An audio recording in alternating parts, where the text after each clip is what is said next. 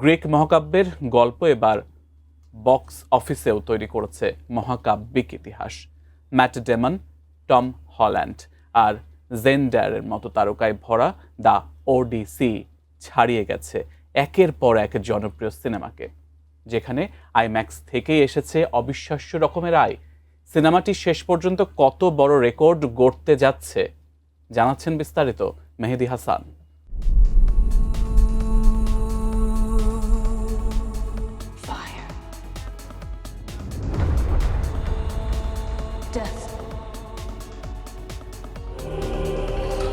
I want you to choose me.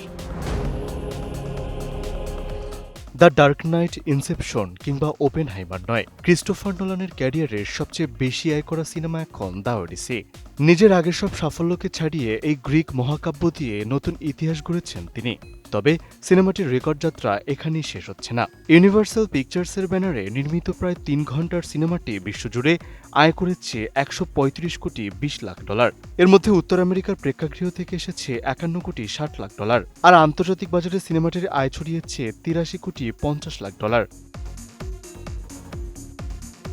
তবে the অডিসির সাফল্যে সবচেয়ে বড় ভূমিকা রেখেছে প্রিমিয়ার আইম্যাক্স থিয়েটার। শুধু আইম্যাক্স থেকেই এসেছে $35 কোটি 40 লাখ। বিশাল পর্দায় নোলানের নির্মাণশৈলী ও সমুদ্রযাত্রার দৃশ্য উপভোগ করতে দর্শকদের আগ্রহী এই বিপুল আয়ের অন্যতম কারণ বলে মনে করছেন চলচ্চিত্র বিশ্লেষকরা। সঠিক প্যাড আর সঠিক তথ্য দিয়ে এসব সামলে নিব এক হয়ে। Monalisa sanitary napkin. এই আয়ের মাধ্যমে মার্ভেলের ডেডপুল অ্যান্ড উলভারিনকে পিছনে ফেলে সর্বকালের সর্বোচ্চ আয়কারী আর-রেটেড সিনেমা হয়েছে দ্য ওডিসি। কমবয়সী দর্শকদের ক্ষেত্রে বিধিনিষেধ থাকা আর-রেটেড সিনেমা সাধারণত তুলনামূলক সীমিত দর্শক পায়। সেই বাধা পেরিয়েও এমন আয়কে হলিউডের বাণিজ্যিক বাজারে বিরল ঘটনা হিসেবে দেখা হচ্ছে। এর আগে তার ক্যারিয়ারের সর্বোচ্চ আয়কারী সিনেমা ছিল দ্য ডার্ক নাইট রাইজেস, যার বৈশ্বিক আয় ছিল $108 কোটি। হোমারের বিখ্যাত গ্রিক মহাকাব্য অবলম্বনে নির্মিত সিনেমাটিতে ওডিয়াস চরিত্রে অভিনয় করেছে ম্যাট ডেমন। ট্রয় নগরীর পতনের পর নিজ রাজ্য ইথাকায় ফিরতে তার বিপজ্জনক সমুদ্রযাত্রা এগিয়ে নিয়েছে এই গল্পটিকে। ম্যাট ডেমনের পাশাপাশি অভিনয় করেছে Anne Hathaway, Tom Holland, Zendaya, Robert Pattinson ও লুপিতা নিয়োঙ্গো।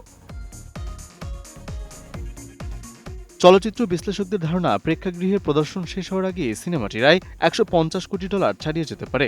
বিশ্বজুড়ে সিনেমাটির প্রদর্শন অব্যাহত রয়েছে। চলতি বছরের বৈশ্বিক বক্স অফিসে এখন দ্বিতীয় স্থানে থাকা দ্য অডিসির সামনে রয়েছে স্পাইডারম্যান ব্র্যান্ড নিউ ডে, যার আয় $203 কোটি 90 লাখ। ফলে নোলানের এই মহাকাব্যিক যাত্রায় আরও নতুন রেকর্ড যুক্ত হওয়ার অপেক্ষা মাত্র। মেহেদী হাসান, ATN নিউজ।